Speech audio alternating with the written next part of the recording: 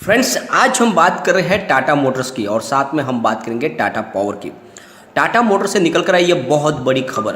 क्या है ये न्यूज़, उसको अच्छे से डिस्कस करेंगे और जानने की कोशिश करेंगे इस न्यूज़ के बाद क्या असर पड़ने वाला है टाटा मोटर के शेयर पर, आगे क्या संभावना बन रही है, क्या टाटा मोटर के स्टॉक में इस समय निवेश करना चाहिए। काफ़ी समय से स्टॉक 300 से नीचे ट्रेड कर रहा है, क्या यहाँ से शानदार तेज़ी की संभावना बन रही है या फिर अभी भी गिरावट का ही मोड़ है। तो सारी संभावनाओं को तलाशेंगे। साथ में टाटा पावर ने शानदार प्रदर्शन किया पिछले दिनों, स्टॉक लगभग अपने ऊपर की तरफ ही है। क्या यहाँ से और इसकी दौड़ बाकी है या फिर यहाँ पर भी करेक्शन का दौर आएगा। तो क्या टाटा पावर में निवेश करना चाहिए, वहाँ पर भी एक पॉजिटिव अपडेट निकल कर आई है जिसको हम डिस्कस करेंगे और जानने की कोशिश करेंगे। क्या ये टाटा के दो धुरंधर खिलाड़ी आने वाले समय में हमारे सारे सपने साकार कर सकते हैं, क्या इनमें अगर निवेश करें तो हमें अच्छा खासा रिटर्न मिल सकता है। तो सारी संभावनाओं को तलाशेंगे। लेकिन फ्रेंड, उससे पहले अगर आप पहली बार हमारे चैनल पर आए तो चैनल को सब्सक्राइब कर दीजिए, एक बेल आइकॉन दबा दीजिए ताकि जब भी नया वीडियो बने पहला नोटिफिकेशन आपको मिले। वीडियो पसंद आए तो लाइक शेयर जरूर कीजिए। चलो फ्रेंड्स, वीडियो स्टार्ट करते हैं। मैं हूं आपका दोस्त SB दवे और हमारे अपने चैनल ऑनलाइन कमाई में आपका बहुत बहुत स्वागत है। सबसे पहले टाटा मोटर के कारोबार को डिस्कस कर लेते हैं।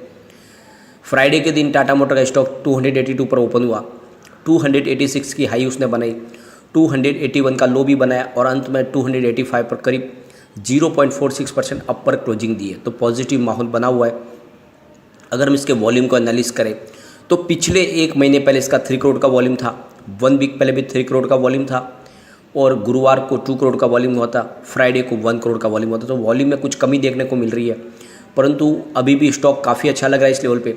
एक बड़ा जो निर्णय था वो पास हो चुका है, यानी जो टाटा मोटर ने अपने PV बिजनेस को कमर्शियल व्हीकल बिजनेस से अलग करने के लिए जो निर्णय लिया था उसके ऊपर अब NCLT ने मोहर लगा दी है।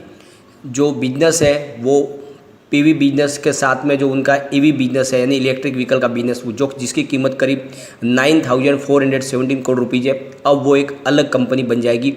इस निर्णय के बाद में NCLT की तरफ से मोहर लग चुकी है और इससे पहले पिछले साल ही निर्णय लिया था टाटा बिजनेस ने कि जो उसका PV बिजनेस है उसको TTML बिजनेस के अंदर ऐड किया जाएगा और जो उसका कमर्शियल व्हीकल बिजनेस है उसको अलग कंपनी बनाई जाएगी और दोनों बिजनेस को अलग अलग से बना के उसको सुचारू रूप से चलाया जाएगा। क्योंकि जो बिजनेस है वो लगातार बढ़ रहा है। जो PV बिजनेस साथ में जो इनका EV बिजनेस है वो बहुत अच्छे से बढ़ रहा है लगातार।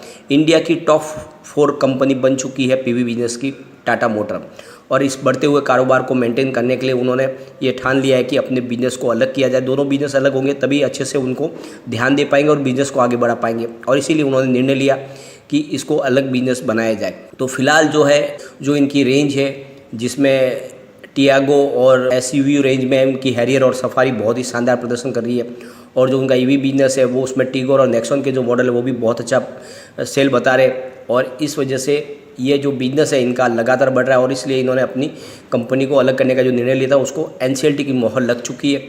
और टाटा ने इसके लिए ये भी निर्णय लिया था बीच में कि एक प्राइवेट पार्टनर को साथ में जोड़ा जाए ताकि उनके कारोबार को और बढ़ाया जाए, लेकिन फिलहाल अभी तक कोई पार्टनर उन्होंने अभी ढूंढना नहीं और इस निर्णय को फिलहाल उन्होंने टाल दिया।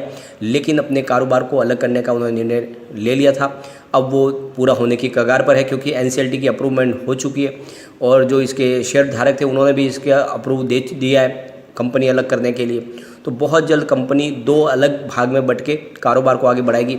फिलहाल जो टाटा मोटर्स के जो शेयर धारक है उनको शेयर किस तरह से डिवाइड किए जाएंगे वो अभी निर्णय बाकी है। आने वाली जो मीटिंग होगी कंपनी की उसमें इसके बारे में निर्णय लिया जाएगा कि आगे क्या संभावना बन रही है। लेकिन जो भी हो, कंपनी का कारोबार तो ऐसे ही बढ़ता रहेगा आगे। कंपनी फिलहाल बहुत अच्छी है, किसी भी लेवल पे आप टाटा मोटर में निवेश करें ये स्टॉक तो डेफिनेटली अच्छा प्रदर्शन करेगा, और इस कंपनी के 2 पार्ट में डिवाइड होने के बाद कारोबार में और वृद्धि की संभावना देखने को मिलेगी। अगर हम इसके प्रदर्शन की बात करें तो 122 इसका 52 वीक का लो है और 360 इसका 52 वीक का हाई है, और अभी फिलहाल 285 पे स्टॉक रन कर रहा है। तो यहाँ पे निवेश करें, आने वाले समय में स्टॉक और कमाल कर सकता है।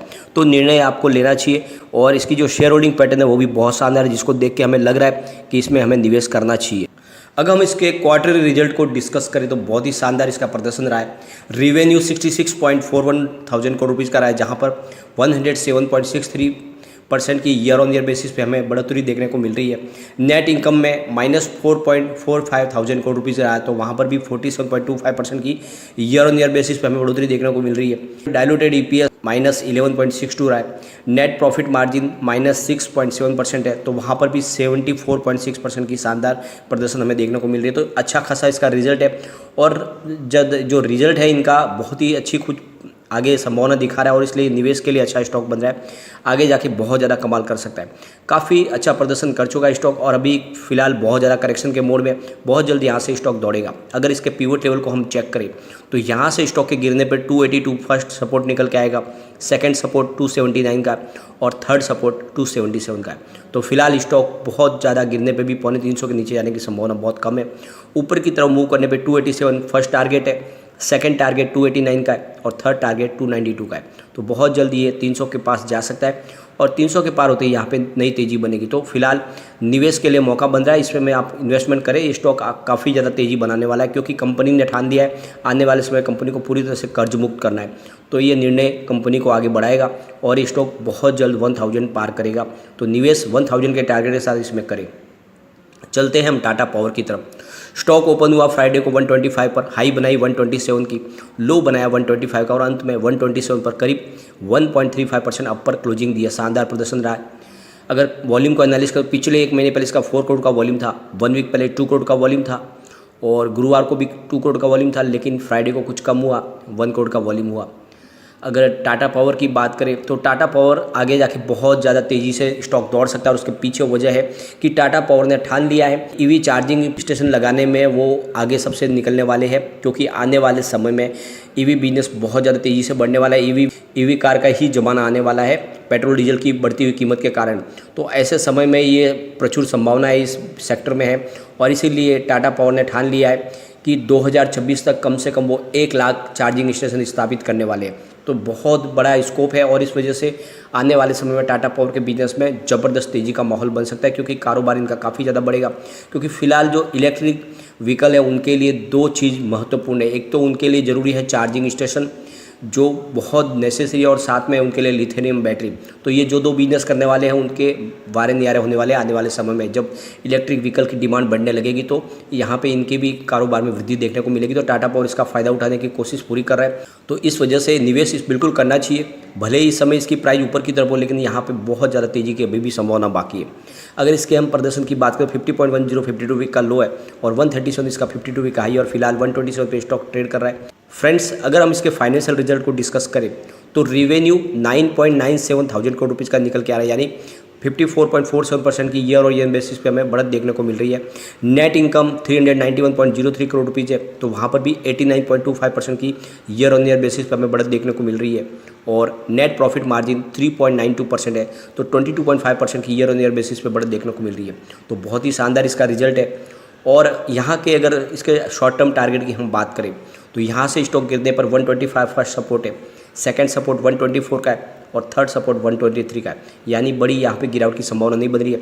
ऊपर की तरफ मूव करने पे 128 इसका फर्स्ट टारगेट है, सेकंड टारगेट 129 का है और थर्ड टारगेट 130 का। तो बहुत जल्द स्टॉक 130 के पार होगा, तो वहाँ से फिर ये तेज़ी की तरफ दौड़ेगा। निवेश के लिए बहुत अच्छा बन रहा है, दोनों स्टॉक में निवेश करना चाहिए और मैंने लगातार बोला है ये दोनों स्टॉक काफ़ी ज़्यादा दौड़ने वाले हैं। और अगर आपका नज़रिया 5 से 10 साल का है तो ये स्टॉक भी डेफिनेटली 1000 तक जा सकता है। पावर सेक्टर में आगे बहुत तेज़ी बनने वाली है, तो बिल्कुल इन्वेस्टमेंट करें। मैंने आपको अदानी पावर और टाटा पावर के लिए लगातार बोला है, अदानी पावर भी बहुत तेज़ी से दौड़ने लगा है। जब इसकी प्राइस 75 के आसपास हुई थी तब से मैंने खरीदारी के लिए बोला था, अब 90 तक पहुँच चुका है स्टॉक, बहुत जल्द वो भी तेज़ी से दौड़ेगा। तो निवेश इनमें करना ही चाहिए और टाटा मोटर में भी करना चाहिए, बहुत ही शानदार स्टॉक है, दोनों में निवेश करें। लेकिन फ्रेंड, कोई भी इन्वेस्टमेंट करने से पहले अपने फाइनेंशियल एडवाइजर से एडवाइस ले ले या अपना खुद का रिसर्च करें, क्योंकि मैंने वीडियो आपके एजुकेशन पर्पज़ के लिए ही बनाया। वीडियो पसंद आए तो लाइक शेयर जरूर कीजिए और चैनल को सब्सक्राइब कर दीजिए। Thank you friend.